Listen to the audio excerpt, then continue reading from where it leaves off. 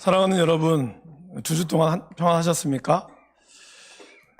여러분, 남자들은 조금 덜한 것 같긴 한데 이제 여자분들 같은 경우는 예를 들어서 같은 옷을 입고 온다. 그러면 어떠세요?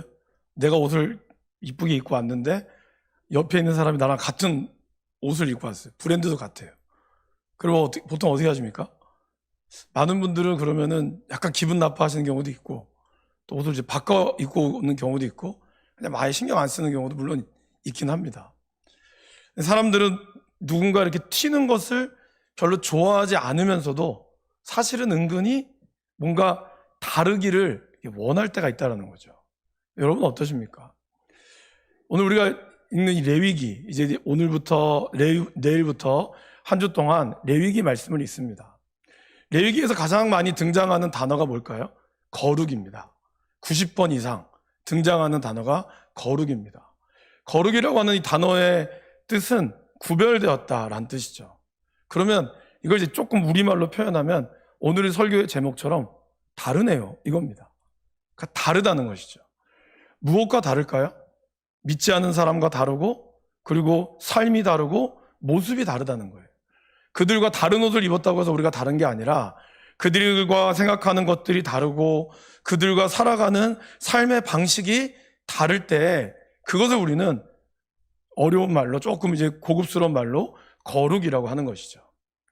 우리는 어떤 부분에서는 나만이 가지고 있는, 하나님께서 우리에게 고유하게 우리 자신을 주는 독특성이 있기 때문에 각자가 가지고 있는 다름이라는 것이 있습니다. 그런데 하나님이 진짜 원하시는 다름은 바로 레위기에 나와 있다라는 것입니다. 옷이 좀 다르고 내가 사는 환경이 다르고, 우리 집은 엄청 좋은 집에 살고 다른 사람은 안 좋은 조금 허름한 집에 살면서 그것 봐 당신과 내가 삶의 수준 차이가 이 정도야, 이러한 다름을 뜻하는 게 아니라 예수님을 믿는 사람들은 진짜 와 다르네요, 이 말이 우리에게 들려지는 것, 그것이 바로 거룩이다라는 말입니다. 이 레위기를 읽게 되면 레위기 증후군이라는 이 용어가 있습니다. 한번 들어보셨습니까? 많은 사람들이 성경 통독을 이제 시작을 하면 창세기부터 출애굽기까지는 잘 나옵니다. 특별히 이제 출애굽기 19장까지는 막 이동이 많거든요. 그러다가 이제 시내산에 머물면서 민수기 10장까지 시내산에 11개월 동안 머뭅니다. 그러니까 늘 이동하던 것을 우리가 이제 보다가 이동을 멈추고 지리적으로 딱 멈추다 보니까 마치 시간이 정지되어 있는 느낌이 있는 거죠. 더더군다나 레위기에 나오는 제사, 이 제사들은 저와 여러분들과는 한 번도 접해보지 않은 그러한 모습들이 우리 가운데 있기 때문에 많은 사람들이 출애굽기까지 잘 가다가 레위기에서 실족하고 성경을 안 읽는다. 그래서 레위기 증후군이라는 말이 실제로 있다고 합니다. 그럼 이제 레위기를 좀 포기하려고 그래서 마태복음부터 읽어야겠다. 신약을 딱 들어가면 마태복음 1장은 뭐가 나올까요? 족보가 나와요. 누가 누구를 낳고 누가 누구, 이게 쭉 나오거든요. 그러면 거기서 질려버리는 거죠. 그래서 이제 성경을 포기한다, 뭐 이런 말로 레위기 증후군이라는 말이 나오는데, 사실 레위기는 우리가 알고 있는 것처럼 뭐 재미가 없을 수 있지만 오늘 말씀을 좀 들으시고 여러분들이 이제 아침마다 들려주는 요약본과 말씀을 들으면 레위기가 조금은 달라질 거라고 저는 생각을 합니다. 레위기는 신약 성경에서 40번 이상 레위기를 말씀을 인용을 했습니다. 그리고 우리가 나중에 읽게 될 히브리서는 레위기를 모르고서는 히브리서를 도저히 이해할 수가 없습니다. 유대인들의 부모들이 가장 먼저 성경, 모세오경을, 모세가 지은 창세기, 출애굽기, 레위기, 민수기, 신명기를 가르칠 때 가장 먼저 뭐부터 가르치는지 아십니까? 창세기부터 가르치지 않습니다. 레위기부터 가르친다고 합니다. 왜 그럴까요? 왜 이렇게 재미없고, 그리고 뭐가 무슨 제사와 죽이고, 그리고 온통 이 레위기는 피범벅이거든요. 다 피예요, 다 피. 누가 죽이고 각두고 내장 제거하고, 이러한 왜 피로 전철된 내용들이 왜 그들의 자녀들에게 그렇게 이야기하고 들려지도록 할까요? 그것은 다른 말로 이야기하면 너무나 중요한 말씀이다라는 뜻이고, 그렇다면 왜 레위기가 중요할까? 레위기는 바로 하나님의 용서가 담겨져 있기 때문입니다. 바로 이 제사라고 하는 것. 여러분, 안 믿는 사람도 제사를 왜 드리죠? 우리의 조상들에게 제사를 드림으로 조상들이 우리에게 복 주기 위하여, 그래서 그러잖아요. 제사 안 드리면 조상들의 진노를 산다고. 근데 어떻게 보면 우리가 하나님께 제사를 드리는 것도 그런 명령과 같다는 거예요. 그런데 다른 건 뭘까요? 여기에 나오는 모든 제사는 하나님께서 친히 말씀하신 겁니다. 그러니까 우리가 우리의 필요로 의해서 우리가 조상들한테 벌받지 않으려고 제사 드립시다가 아니에요. 하나님께서 친히 우리의 죄를 용서하시고 우리의 삶을 복주기 위해서 하나님은 우리와 화해를 이루기 위해서 우리에게 제사를 말씀하셨다는 겁니다. 그리고 하나님과 우리와의 관계에 있는 제사뿐만이 아니라 그 다음은 뭐가 있을까요? 하나님과의 관계를 맺은 우리들이 이 땅 가운데서 어떻게 하나님과 동행하는 삶을 살 것인가? 이것이 바로 레위기에 나와 있습니다. 그래서 1장에서 11장까지는 하나님과 우리와의 관계, 제사가 나와 있고 12장부터 27장까지는 이 땅 가운데서 하나님과 동행하는 삶이 무엇인가? 거룩한 삶에 대한 모습이 나옵니다. 음식부터 시작해서 질병, 청결에 관련된 거, 그리고 문화, 성적인 부분들, 그리고 직분과 절기, 이 5가지가 계속해서 레위기에 나오면서 우리가 이 땅 가운데 살아가는 거룩을 이야기하고 있습니다. 거룩이라는 것은 하늘나라 올라가는 그러한 거룩이 아닙니다, 여러분. 하나님의 거룩은 이 땅 가운데서 하나님의 말씀으로 세워져 나가는 것. 그래서 하나님의 말씀대로 주님과 동행하는 삶이 진정한 거룩한 삶이다라는 것이죠. 그리고 이러한 거룩을 통해서 하나님이 궁극적으로 주시고자 하는 것이 뭘까요? 바로 복이라는 겁니다. 기독교에서는 이 기복사상이 문제지만 그러나 복 자체는 문제는 아닙니다. 하나님께서는 우리가 이 말씀에 순종할 때 우리에게 복을 주신다고 분명히 약속하고 있어요. 그래서 레위기는 그러한 하나님의 말씀을 지키는 자가 누리는 복과 그 말씀을 지키지 않을 때 오는 저주, 이 2가지를 이야기하면서 26장, 27장에 걸쳐서 우리에게 선택을 얘기합니다. 결단을 요구하는 거죠. 이렇게 하면서 어떻게 살 것인지 이스라엘 백성들이여 결단하라. 하나님의 백성들이여 결단하라 라고 얘기하고 있다는 것입니다. 거룩, 그리고 거룩과 함께 같이 오는 것이 뭘까요? 정결이죠. 여러분, 이제 코로나가 지나오면서 저와 여러분들이 이제 거의 집에 가시면은 뭘 예전에도 하셨겠지만 더 습관적으로 하시는 게 뭐죠? 손과 발을 잘 씻는 것. 사실 예전에도 그렇게 한다는 걸 잘 아셨습니다. 하지만 이제 코로나가 오면서 더 우리에게 손과 발에 대한 이런 중요성들이 좀 많이 과학적으로 증명이 됐기도 하고 저와 여러분들도 아마 이젠 습관처럼 되었을 것입니다. 그래서 어느 때보다 정결함에 대해서 우리가 많이 신경을 쓰게 되었어요. 먹는 것 하나까지 굉장히 민감합니다.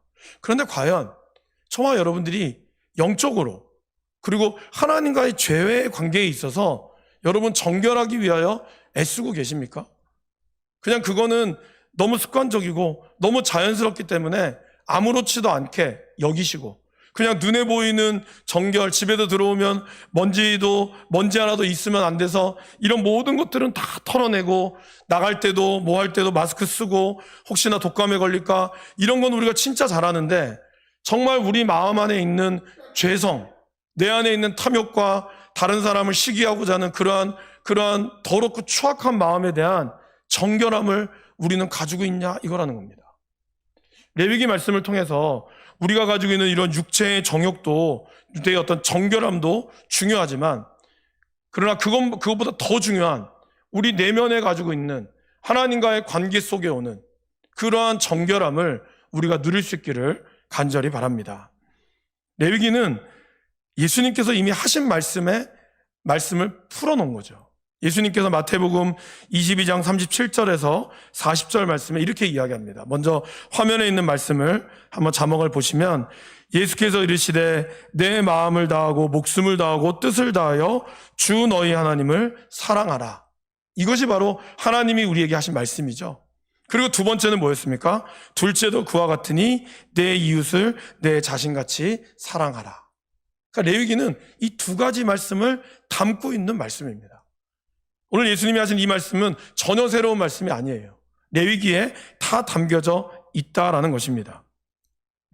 지리적으로는 아까 멈춰 있다고 말씀을 드렸습니다. 시내산에서 11개월 동안 민수기 10장이 될 때까지 그들은 이곳에서 머물며 우상을 만들어서 하나님 앞에 진노를 당하기도 하시고 그리고 다시 성막과 그 모든 과정들 속에서 하나님이 하나하나 예배를 가르쳐주고 있습니다. 때로는 이 11개월의 지루한 과정 같지만 이 과정이 어느 때보다 하나님의 백성으로서의 훈련의 과정이다라는 것입니다.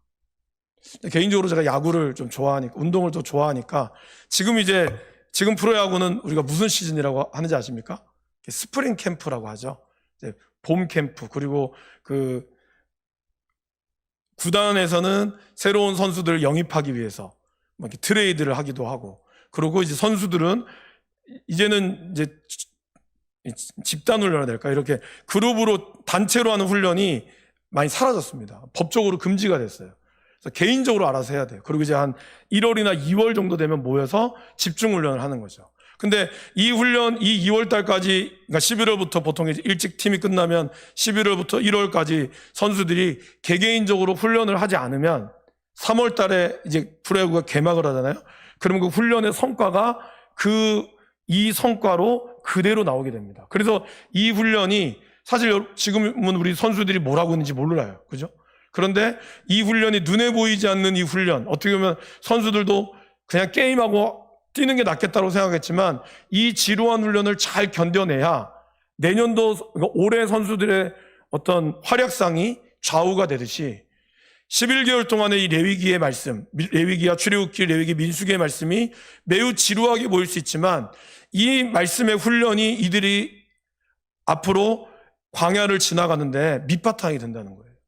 저와 여러분들이 레위기 말씀을 읽고 이번 한 주 동안 읽으시는 이 레위기 말씀이 그냥 지나가는 말씀이 아니라 이 말씀이 저와 여러분들이 하나님께 나아가는 길이 어떤 것이고 하나님과 동행하는 삶이 어떤 것인가를 우리가 곱씹어 보면서 저와 여러분들의 삶에 하나님의 은혜가 있기를 간절히 축원합니다. 먼저 예물을 통해 하나님께 나아가는 길, 이것이 1장에서 11장인데 좀 더 자세하게는 1장에서 7장까지 5가지의 제사가 나옵니다. 화면을 한번 보실까요? 제가 조금 정리를 했는데요. 가장 첫 번째 제사는 바로 이 번제라고 하는 제사입니다. 번제는 뭘까요? 동물을 태워드리는 제사죠. 근데 이거는 다 태우는 거예요. 재물을 남김없이 불태우듯이 자신을 온전히 올려드리는 제사가 바로 번제입니다. 두 번째 2장에서 나오는 여러분들이 읽을 말씀은 바로 소제죠.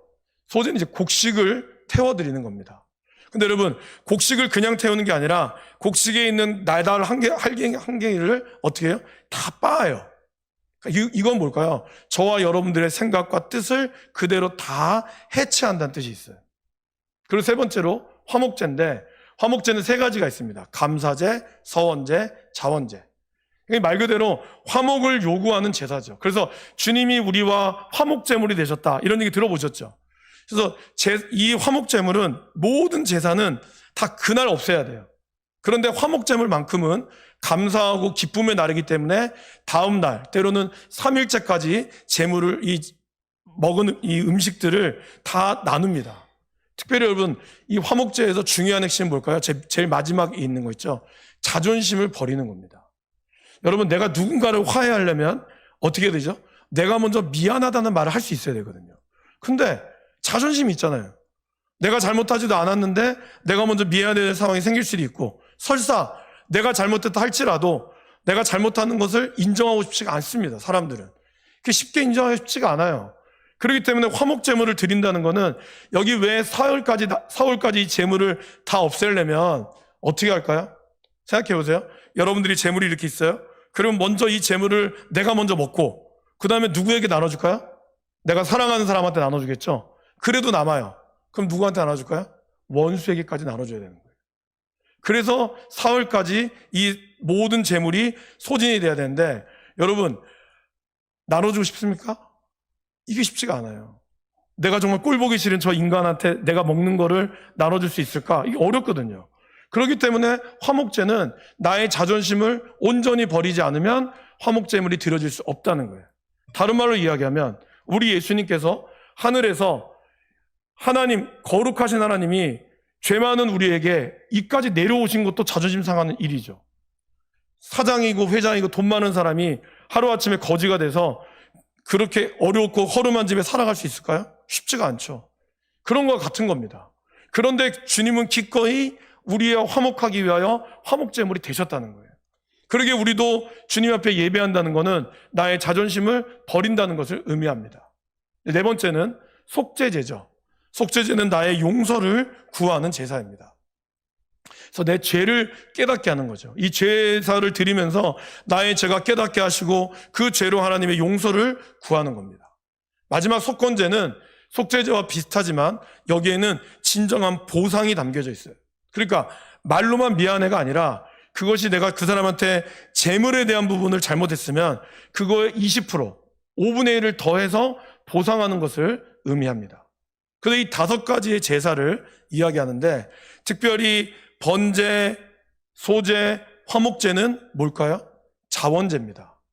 우리가 스스로 자원하는 마음으로 드리는 건데 속죄제, 속건제는 뭘까요? 의무제예요. 내가 반드시 해야 되는 거예요. 근데 많은 사람들이 착각합니다. 주일 성수, 번제 드리고 화목제 하는 거는 하나님 앞에 예배 드리는 거는 당연히 해야 되는 의무라고 생각하고 다른 사람에게 잘못하고 다른 사람에게 잘못에 대해서 보상하는 거는 내가 돈이 있으면 하고 내가 좀 여유가 되면 하지 내 마음이 되면 하는 거지 함부로 안 한다고 합니다.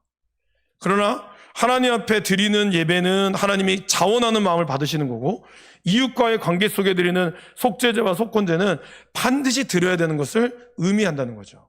이러한 모든 제물의 형태를 우리는 기억해야 한다는 거죠. 사실 이제는 예수님께서 이 모든 5가지의 제물을 한 번에 자기를 드림으로 다 없앴어요. 이제 여러분들이 번제부터 시작해서 속건제까지를 드리려고 애쓸 필요는 없어요. 이미 예수님이 다 완성하셨기 때문에. 그러면 우리가 왜 레위기 말씀을 읽을까요? 주님이 우리를 위하여 돌아가신 사건에는 이 5가지의 의미가 담겨져 있다는 것을 우리가 알아야 한다는 거예요. 그리고 저와 여러분들이 예배를 드리는 것도 이 5가지의 마음이 다 담겨져 있어야 한다는 것을 이야기합니다. 특별히 여러분 이 제물 있죠? 하나님이 가지고 오라는 제물들, 여러분들께서 이제 말씀을 읽으시면 알겠지만 그 제물을 우리는 고르반, 마가복음에 나오는 고르반이라고 얘기합니다. 하나님께 예물이 드림이 되었다라는 뜻이죠. 근데 이 고르반의 단어에 나와 있는 히브리어 케랍이라고 하는 이 히브리어 단어 안에는 뭐가 담겨져 있냐면 그 안에는 내장, 마음, 뜻이 담겨져 있다는 거예요.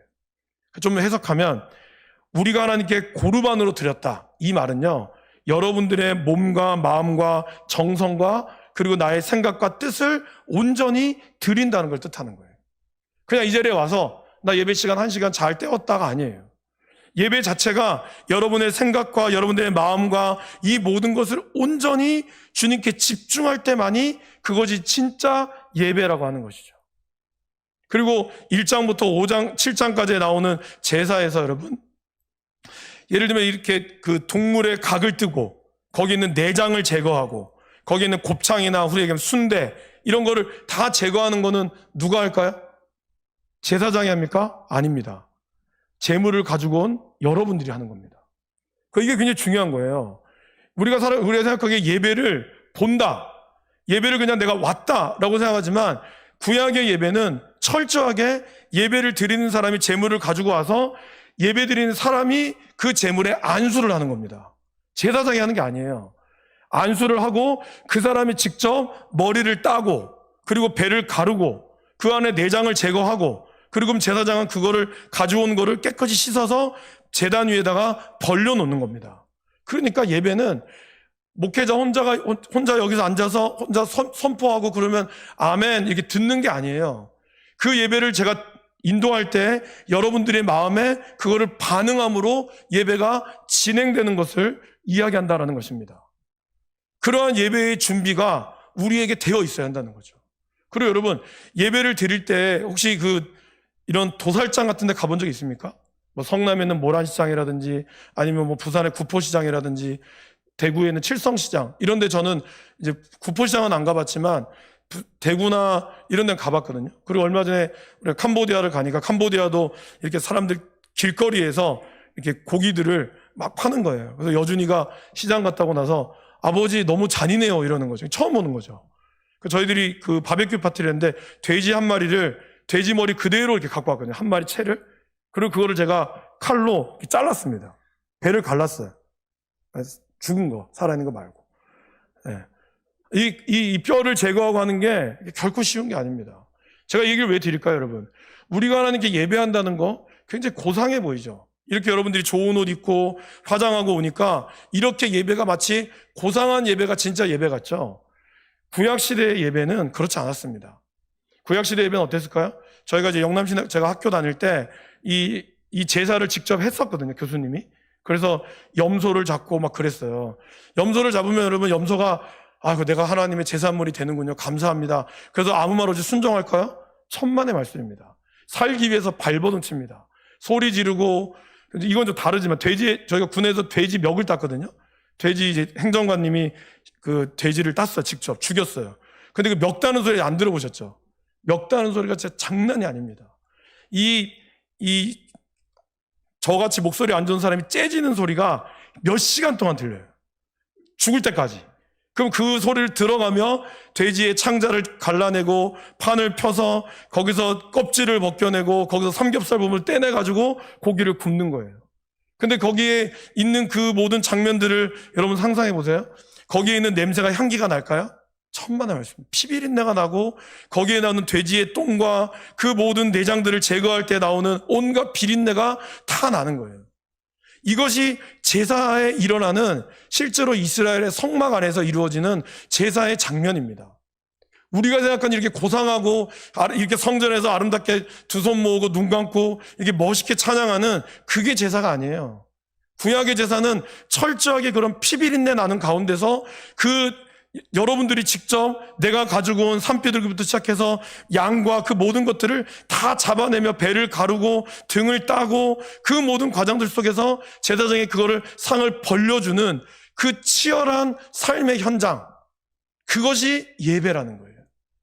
그런데 놀랍게도 하나님은 그러한 예배를 뭐라 그러죠? 그러한 예배를 기쁘게 받으시는 향기로운 제사라고 얘기하고 있다는 거예요. 아이러니하지 않습니까? 우리가 생각하는 향기로운 제사는 뭐죠? 향수 나는 거잖아요.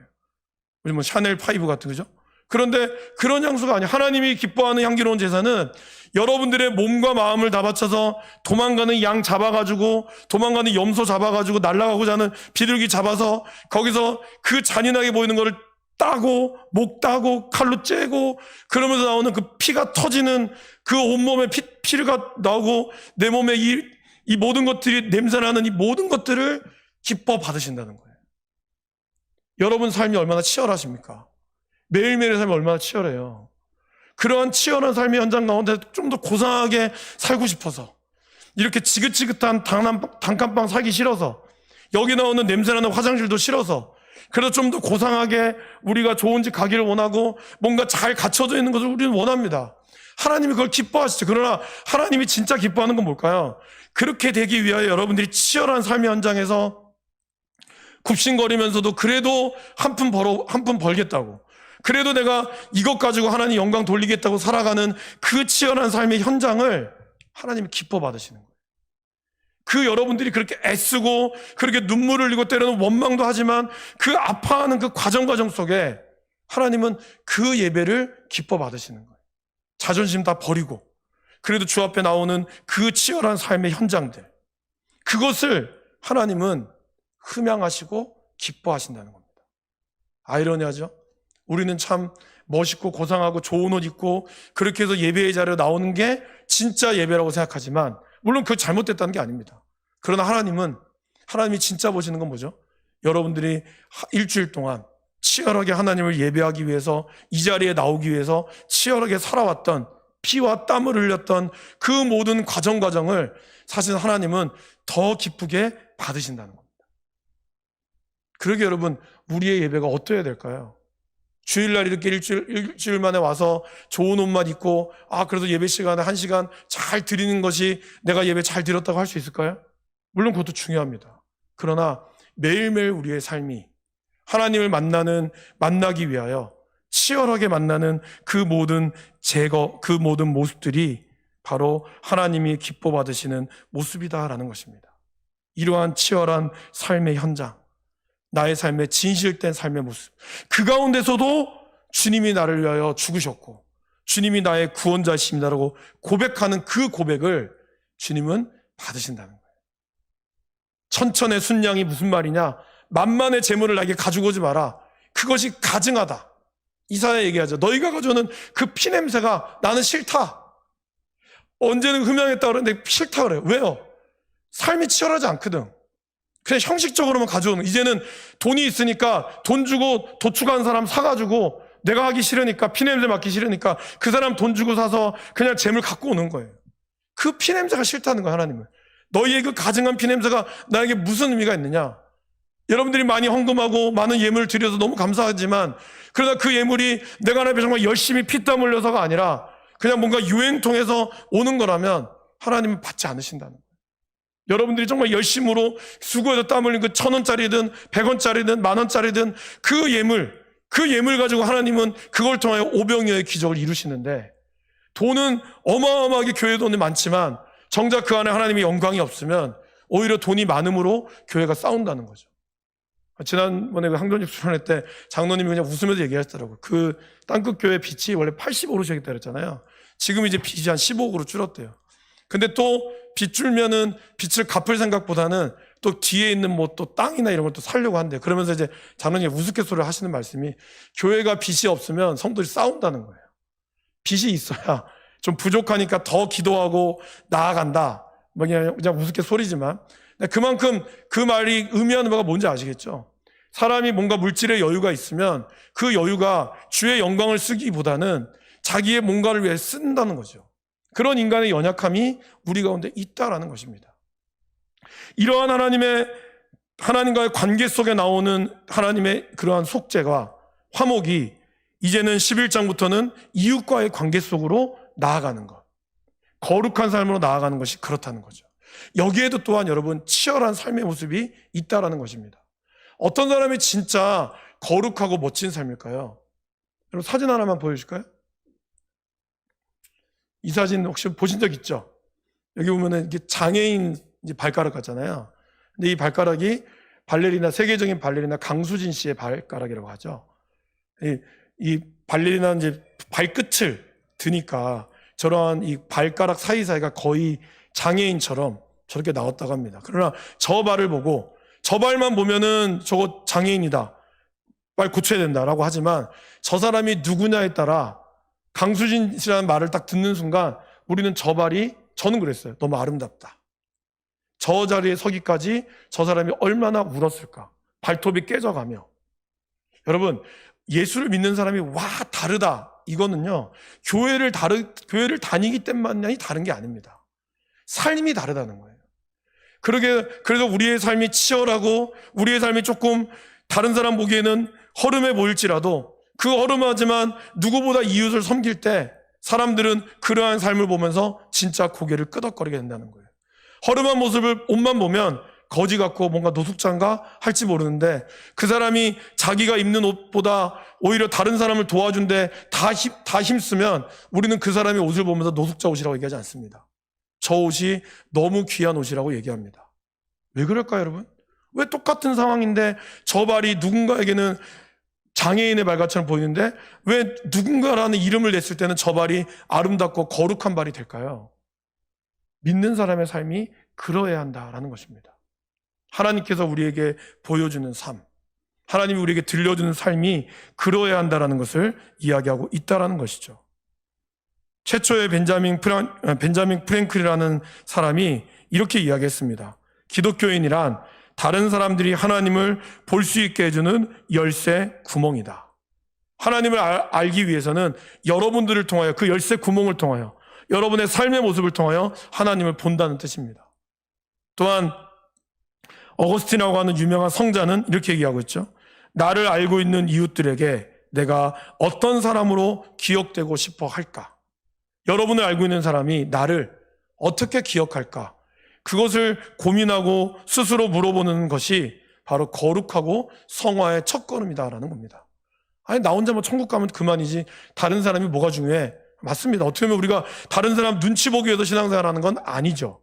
그러나 분명한 것은 하나님은 이웃을 사랑하고 이웃을 위하여 헌신하고, 오늘 레위기 19장 1절부터 3절부터 나오는 건 뭘까요? 다 그런 내용이에요. 부모를 공경하고 내 이웃을 도와주고 공의롭게 행하고 정의롭게 행하라는 것. 치열한 삶의 현장 가운데서 공의와 정의를 실천하기 위해서 애쓰는 이 모든 삶이 결국에는 다른 사람이 나를 어떻게 기억할까의 모습으로 나온다는 것이죠. 여러분 어떠십니까? 여러분, 우리들은 이 레위기 말씀을 통하여 다시 한번 하나님을 향한 이 거룩, 그리고 하나님과 나와의 관계 속에 오는 하나님이 기뻐하시는 예배가 어떤 것인지, 그리고 이 땅 가운데서 하나님이 원하시는 거룩한 삶이 어떤 것인지 우리가 이 말씀을 통하여 살펴보고, 그래서 정말 진정으로 하나님이 여러분들의 삶을 복주시고, 그리고 여러분 주변의 사람들이 여러분을 볼 때 와, 정말 예수 믿는 사람은 다르네요 라는 말을 들을 수 있기를 주님의 이름으로 간절히 축원합니다. 함께 기도하겠습니다.